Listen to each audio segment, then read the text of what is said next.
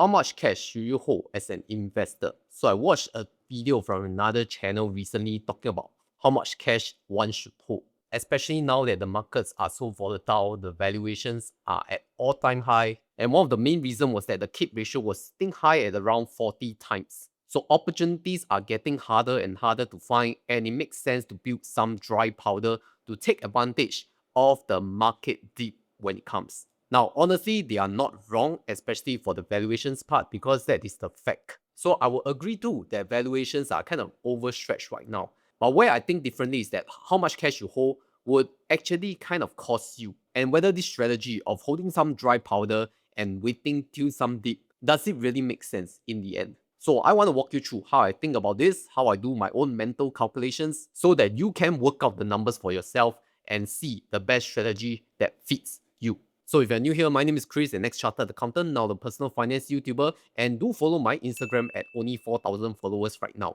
So appreciate every new follow. And let's talk about my first point, which is the emergency funds. So fundamentally, when we start talking about investing, it's very important to set up your emergency fund before you even start. Most people use a benchmark of between 3 months, 6 months, or even 12 months or 24 months, depending on your buffer. Now, the thing about emergency funds is that some people do lump emergency funds with dry powder together. I feel that these two should be separate because emergency funds depends on your expenses, your lifestyle expenses. How much money do you spend per month? Is it 2,000? Is it 3,000? Or even 5,000 or 10,000? Up to you. But investable cash is a very different number from emergency funds because emergency funds is a lifestyle number. But investable cash is part of your investment portfolio that how much you want to allocate. So emergency fund is an insurance component, the one that tides you through the market dips and the market crashes to make sure that you don't run out of cash and your lifestyle get destroyed. Not just that, especially now that job market is kind of challenging, people are losing jobs, getting laid off. That's where emergency funds comes into play. They help you cover your lifestyle expenses. But how much exactly should be your emergency fund? I'm going to use an hypothetical example. So let's say you earn around $5,000 per month gross income, and after CPF 20% deduction, you are left with $4,000 take home pay. And out of this $4,000, maybe you spend 70% of it. So that's 70% multiplied by 4,000, which is $2,800 per month on your spending expenditure, which is quite reasonable. So if you multiply that $2,800 by 6 months, you'll get roughly $16,800. And for one full year of expenses, that will be $33,600. So for most people with a stable job near the median income, I think a comfortable range is around $20,000 to $30,000 of emergency funds. This will cover you around 6 to 12 months of expenses based on a normal expenditure. But of course, this can vary from persons to persons, families to families. Some people spend higher, some people spend lower. But I would say 20K to 30K is kind of enough. So for our example, let's just use 30K for the higher conservative number as an individual. So here's the thing about that $30,000 of emergency funds. Now this $30,000 depends highly on your lifestyle expenditure. It does not matter whether the market is high or market is low, as long as you keep your expenditure, your lifestyle expenses in check. So if you have a $100,000 investment portfolio and you have $30,000 saved as your emergency fund, it doesn't really change your emergency funds level if your portfolio has grown from $100,000 and you double that to $200,000. Doesn't mean your emergency fund should also double to $60,000, correct? Likewise, if you were to 10x that $100,000 portfolio to $1 million, that doesn't mean you should increase your emergency funds to $300,000, correct? Because you don't lead a $300,000 lifestyle. So do not overestimate your emergency funds. And you will realize that your investment portfolio size does not matter into this calculation of your emergency funds because this is highly based on your lifestyle expenditure. So let's be very clear on how emergency funds is calculated. So let's say if someone has $100,000 in cash, but for their lifestyle level, the 6 months emergency funds is around $30,000. So you will realize that this excess $70,000 is kind of doing nothing other than just earning some interest on their high interest savings account. So this $70,000 is not an emergency fund anymore. It is a specific decision to leave it idle.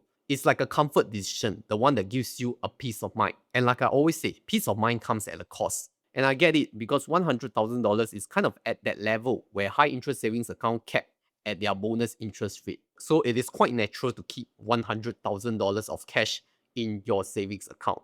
But hear me out. You have to remember that this $70,000 above your $30,000 of emergency fund is not utilized to the max or optimized. As long as you can accept this fact, then we are good to go on. But for some other people, maybe they already know that $30,000 is the emergency fund, but this extra money, this extra cash, where can they park it to earn some extra returns on the idle cash? Then this is where I would like to share about Longbridge, a MAS regulated trading platform that is offering new users a 5% per annum interest boost on up to $4,000 for 365 days through their Longbridge Cash Plus. So if you have $4,000 sitting in cash right now, that works out to be roughly $200 over 1 year, just for parking it there while you figure your next move. And here's how to get it step by step. Step 1, sign up for a Longbridge account using my special link here. Step 2, reach a cumulative net deposit of 2,000 Singapore dollars and activate Longbridge Cash Plus.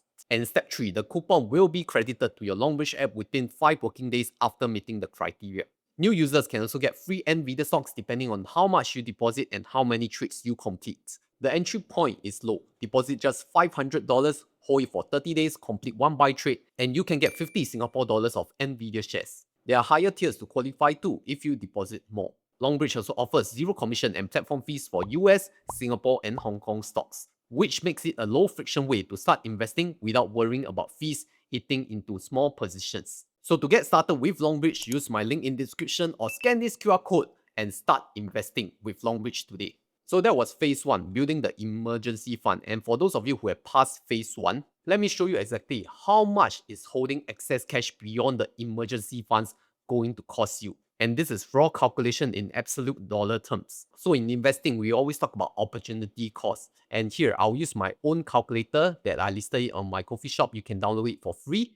And I'm going to use 7% as my annualized investment return, which is rather conservative already. This is based on a diversified global equity fund portfolio in a low-cost index fund over a long period of time. Now, if you think that your expectations are different, you can adjust the metrics in the calculator up to your own liking. I'm just using it as a default calculation. So let me run through 3 examples using the calculator. Now, with 1.5% as the cash return rate, the cash drag gap is 5.5%. So let's run through 3 examples. Number 1, the 300,000 portfolio with 30,000 extra cash buffer. That costs you around $1,650 a year. And over 10 years compounded, that is $24,000 gone. On a $500,000 portfolio with $50,000 buffer, that is $2,750 a year. Compound that for 10 years and that will be $40,000. Now, if we bring that numbers up on a $1 million portfolio, a $100,000 cash buffer, that is $5,500 of opportunity cost a year, and in 10 years, that's $80,000. In 20 years, that will become $252,000. Mind you, that's $250,000, which is the cost of keeping just 10% of $1 million portfolio in cash for just 2 decades. And I'm using a 5.5% gap for my own math, but the direction is identical no matter which numbers you use. So the question comes, in a cost versus benefit analysis, does holding cash and waiting for the dip really make up for the lost growth opportunity? And does holding cash and trying to time your entry in the market beats better than just staying invested? The data has been saying no. Now, there's this Vanguard research paper which shows that dollar cost averaging just means taking risks later. They look at 4 decades of market history across the US, UK, and Australia and concluded that investing in lump sum straight away beats dollar cost averaging 2/3 of the time roughly. This is across every market and across every time period they tested. And the reason is pretty simple, because market spends more time going up rather than going down. So if you're keeping cash on the sidelines, you're just missing out on that drift of going up in the long-term equity market. Now, other than this, there's also an Invesco study worth mentioning. It found that just missing the 10 best days in the market over a 30-year period can roughly cut your total returns in half. And those 10 best days tend to show up when people are sitting on cash, waiting for things to look safer, waiting for the signal to finally enter the market. So holding cash, you realize, hits you twice. There's the opportunity cost that I just walked through earlier based on the calculation, and then there's a real risk of missing the best days of market recovery after a significant dip. And these two actions are permanent losses. It is not something that you can get back. It is irreversible. So moving on, I want to talk about why the holding cash narrative is so popular.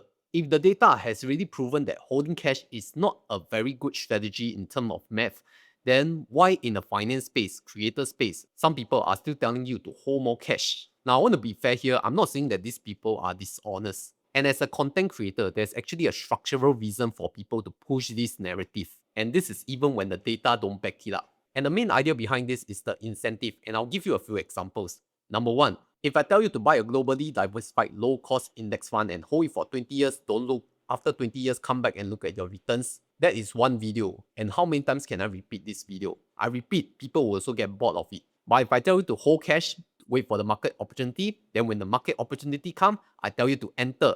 And when the market looks too high, I tell you to exit. Then at the same time, I publish content telling you about how I calculate the valuations, how I build the watch list, and what are the market news surrounding this economy or this industry or this team. At the same time, if you need more guidance, you can go to our offline paid course community and also give you personal one-to-one coaching to help you excel better in investing. Do you know how much content I can build just on this compared to just telling you to invest in a low-cost index fund and hold it for 20 years? How much more content is that? You think about it. And here's where the incentive versus motivation is, right?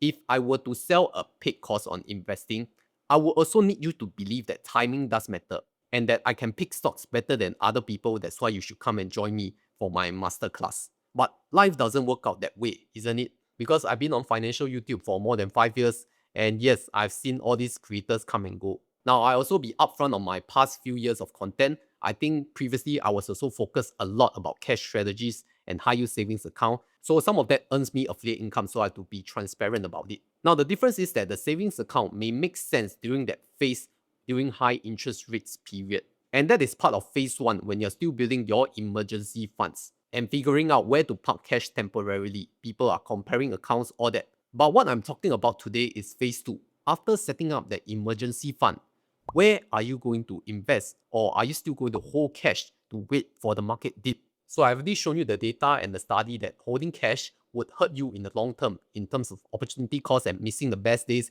after the market crash. But I also want to be fair to the people on the other side of point of view, where they view that maybe you should have a little bit of cash buffer. Let's say up to 5% cash buffer. I think that is fair. Maybe even up to 10% if your risk appetite is that low. But I would say that you need to have a specific reason for holding that amount. Maybe you are still saving up for a big milestone along the way, like a wedding, a house, or a renovation. All these things that need big ticket items that you cannot put in so much cash into the market. I think that's fair. So you need to have a specific clear reason. Like I need to put away this $50,000 for my renovation budget for my upcoming property. Yes, then I will agree that makes sense. Now, if you cannot think of a reason other than just giving you a peace of mind of holding more cash, then I think you need to rethink this strategy. I'm not saying you're wrong, but you need to rethink and decide again. And this is not just my opinion. If you look at this 2024 academic paper called Beyond the Status Quo, which found that a simple 100% equity portfolio outperformed every traditional cash and bond life cycle strategy across every retirement outcome they tested.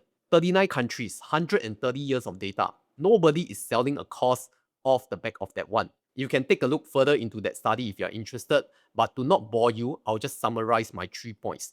Phase 1, you should build your emergency funds of around 6 months of your lifestyle expenditure. Notice I said expense and expenditure, not based on how big your portfolio is. You can either park it in the Singapore savings bond, high yield savings account, or better still, take advantage of the Longbridge Cash Plus 5% per annum promotion. Phase 2, once your emergency fund is settled, you should look at investing this excess cash into the market, whether through regular investing like dollar cost average into the regular savings plan or lump sum investing, up to you. But you have to deploy it. Don't try to leave cash on the side trying to time the market, wait for the market dip, hold some dry powder and waiting for valuation to cool off, because you are ultimately timing the market. If you're afraid of a large lump sum, maybe spread it out across 3 to 6 months, up to you. I cannot advise you, but you decide for yourself what is the best strategy. And you can even do so with zero commission and platform fees with Longbridge Singapore. And phase 3, if you really worry about your cash, remember that you still have a salary, you still have an income. Every month, this cash pile is still going to be increased, and that's where you deploy back to the market. That is your actual mechanism and system for buying the dip. When the market fall 30%, you don't need a stash of cash lying around because your emergency funds will take care of you. And hopefully, if you still have a job, your monthly salary and income will still come in to save you. So famous investor Peter Lynch has put it very well. Far more money has been lost preparing for corrections than ever been lost in the corrections themselves. Your income is the main buffer, not the cash that is sitting idle in your account. So for myself personally, I do keep a 6 months emergency funds, and anything above that 6-month emergency funds is fully deployed in the market. When the market sold off last year in April 2025, market tariff news by Trump, I just kept buying, whether by dollar cost averaging or lump sum investing. And it's not because I have a stash of cash waiting around sitting idle to take advantage of market dip. No. In fact, I only had my salary coming in every month and just regular investing back to the market. But this is personally how I think based on the studies and the data behind all this research, and I form my own strategy. But my strategy may not fit you, so you really have to decide for yourself. Like I said, if you're saving a huge pile of cash for something like a big ticket item, I think that's fair. You need to have a reason, write that down. I think that's fair. I can agree on that. But if you have no reason, best to rethink. So if you want to support the channel, you can go and download my free calculator, go and play with it, use your own numbers. And yes, this whole topic is one of the most fundamental rules in my 10 golden rules of investing of my portfolio. And if you haven't watched that 10 golden rules video, I'll really recommend you to watch it right here.